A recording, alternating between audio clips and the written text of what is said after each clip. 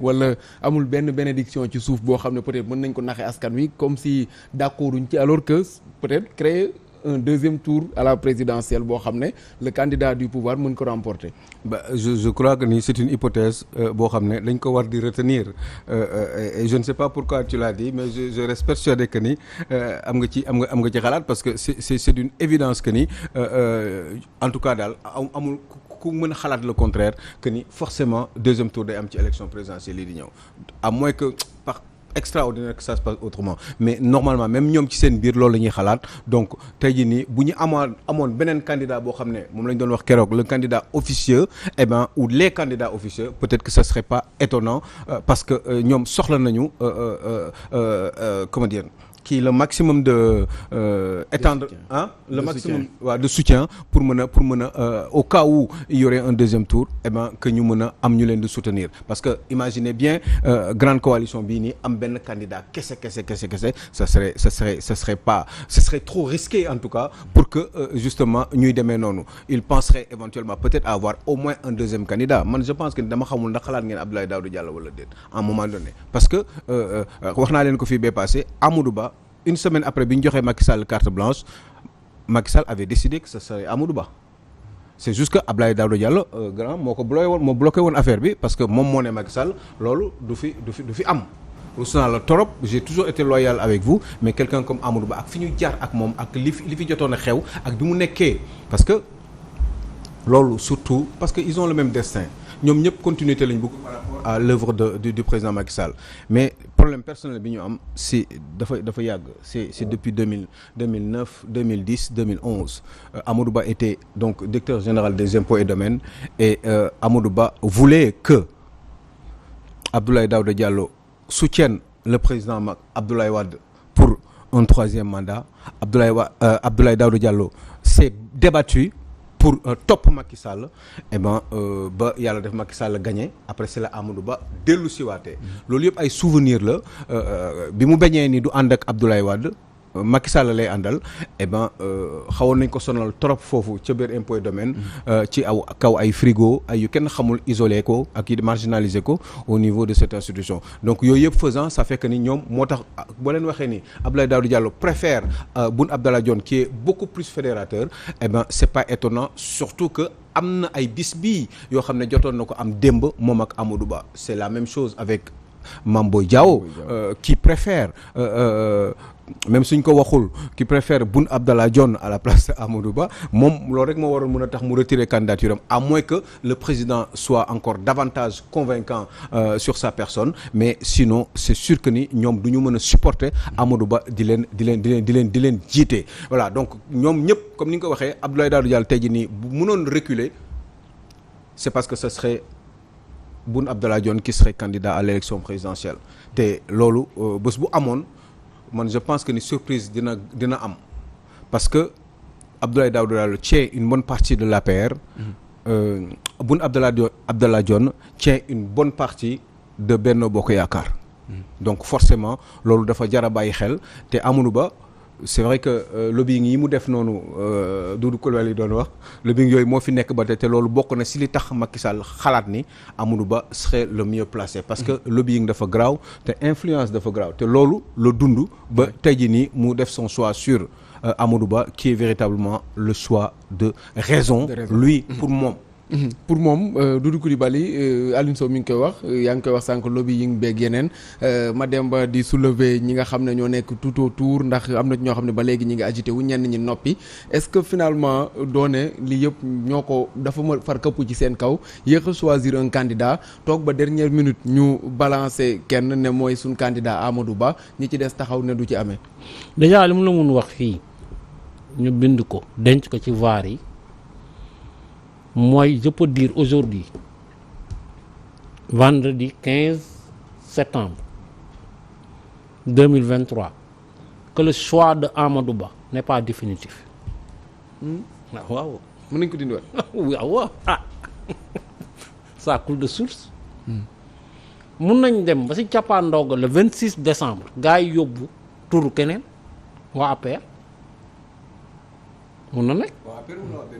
waa APR. yóbbu keneen moom ndax demal boppam. ndax ñoom ñooy defar liste nag xam nga coalition Benno Bokk mais président kan moo yóbbu woon dossier am du Mimi Touré. moom demul woon ni dégg nga beneen bi il faut vous poser la question pourquoi aujourd'hui le président Macky Sall rechigne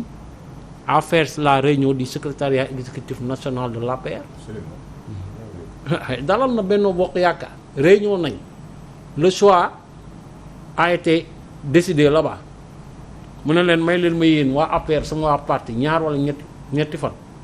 la logique aurait voulu nga convaincre APR après nga dem convaincre Benno Bokk Yaakaar mais Macky la sait kii nu mu tudd conglomérat d'intérêt la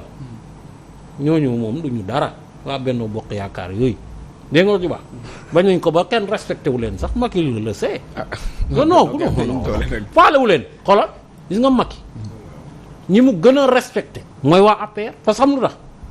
xam ne ni nga secrétariat exécutif boobu amee y a des gens de l'APR yu koy taxaw xool ko ci bët ne ko lii ak lii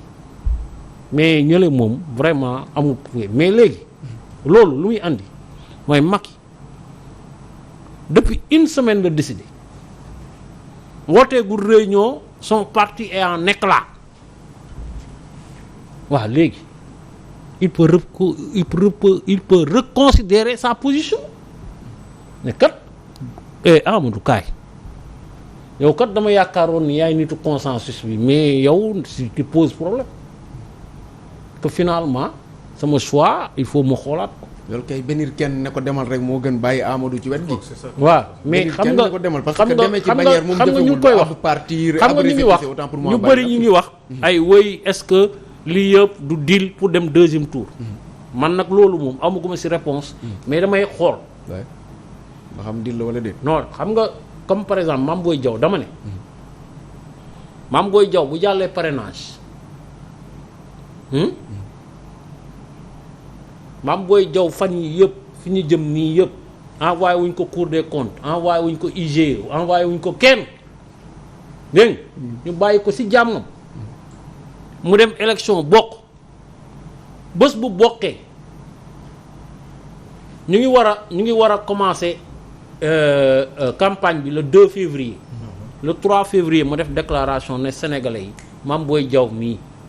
dealer la kii moom ak Macky ñoo ànd daf ñuy nax Macky melul noonu Mimi Touré bi mu fi génnee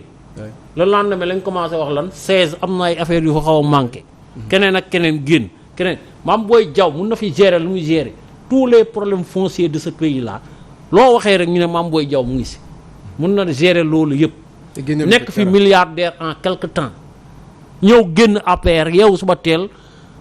taxaw ne damay bokk par la force jàkkaarloog Macky Sall te convoqué wuñ ko police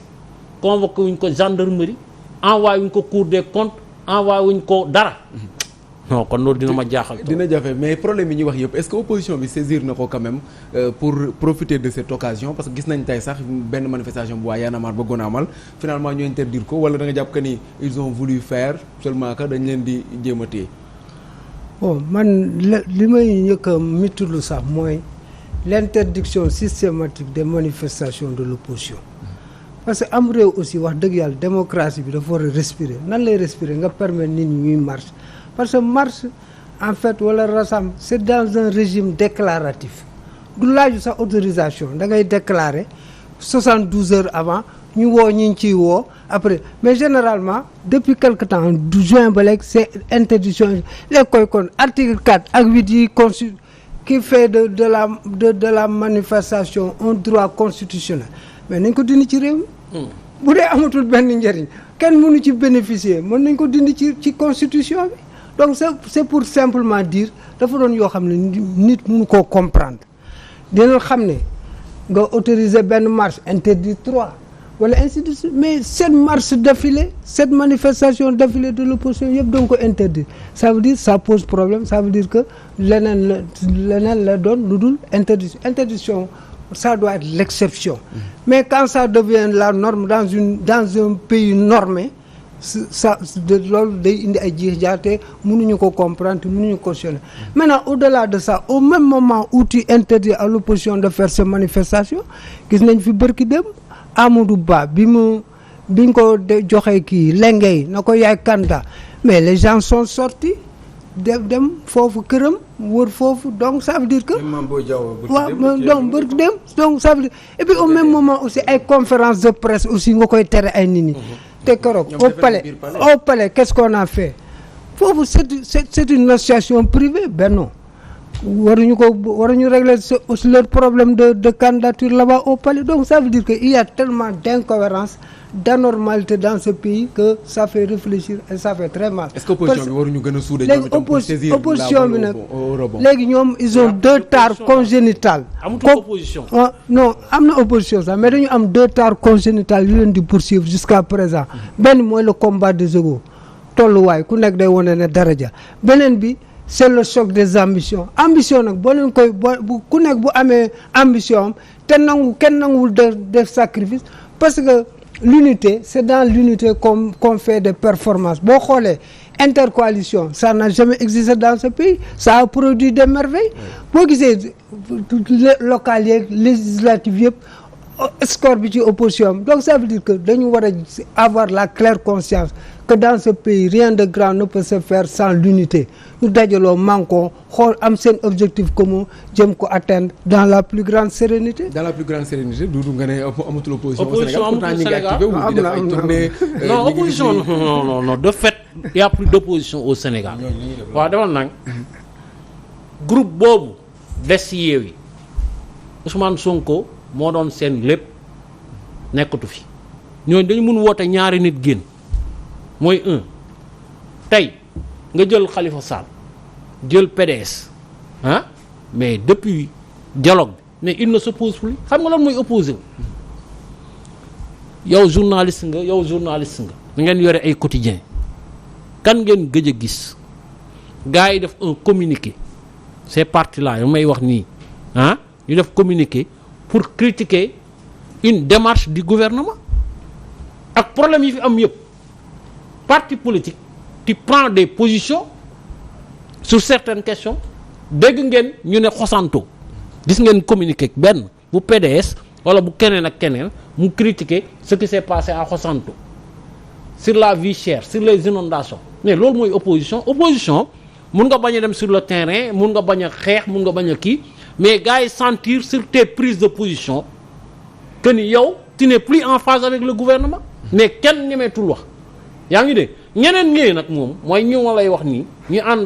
àndoon ak Ousmane Sonko ci Yewwi mais Ousmane Sonko mooy locomotive bi Pastef mooy locomotive ñi dafay tourner ñoom mais dama ne déggoo lu ma la wax xam nga tey wax nañ ko fii ñu ne systématiquement toutes les manifestations sont interdites loolu du mës a jóge Sénégal tant que nit yi jógewuñu fippu taxaw ne dañuy organiser manifestation par la force gis nga le fait que ñu ne manifestation dañ ko institutionnaliser mais xeex la mais gars yi dañoo làmb mu nooy conférence de presse du am réunion du am caravane du am waaye defal ndànk rek réunion amul caravane amul léegi da ngay dem sax tournée le président Macky Sall a fait 4 fois le tour du Sénégal mosoo dégg lacrymogène bu jóg léegi kenn amul fitu dem nga ne da ngay def tournée parce que léegi sax léegi sax da ngay gis léegi préfet bu am fitu naan parti politique yow leader bi amoo droit dugg suma dëkk mais loolu nañu waxante dëgg mais ça c'est extraordinaire dañoo làmb mu nooy temps bi moo ñuy xoj sax moo tax xam naa ne duñ mën a élargir un peu mais Alioune Sow ci côté boobu rek ngir jeexal ci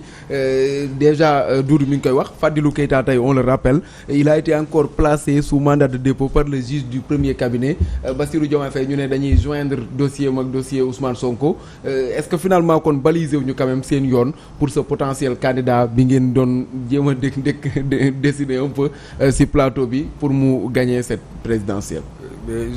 J'ai juste envie de répondre 30 secondes Doudou Coulibaly pour lui dire que certainement l'opposition a été réduite à sa plus simple expression. loolu la fi def comme comme résumé. Le constat est fait, l'opposition a donc été donc réduite à sa plus simple expression. C'est simple comme bonjour. C'est dommage Pastef aussi. diaspora résiste toujours quand même. moom ñu ngi gis seen i annonce ay kii yu ñuy def ak yooyu ay veillées nocturnes ak ñoom seen. waaw la vraie opposition c'est fii la quoi. mais c'est au Sénégal que ça se passe quoi fële dafay bon dañuy yëngatu noonu rek parce que am nañu ay moyens am nañu les moyens de communication surtout donc bon ils parlent mais en général lii xew dëgg-dëgg fii la war a xew te fii doxatul te Doudou wax na ko assez clairement donc je dis que juste que c'est dommage mais am na ñoo xam ne bu ñu la ciy fexeel ci ay béréb ngay politique jàkkaarloo nguur mu am yu mu lay fexeel yow yaa war a moytu yaa war a xool fi ngay teg sa tànk. yaa war a interdiction yi. est-ce que war nañ di leen def loolu yëpp. réduire leen à leur plus simple expression. tout à fait mais il faut pas que ñu jël opposition rek ne ay manifestations rek la ñu war a def pour avancer par rapport à leurs objectifs qui est naturellement de récupérer le pouvoir du ay manifestations rek moo koy régler je crois qu'il y a d'autres solutions d'autres stratégies yoo xam ne war nañ ko mën a teg pour essayer d'atteindre le pouvoir au travers d'une coalition que ce soit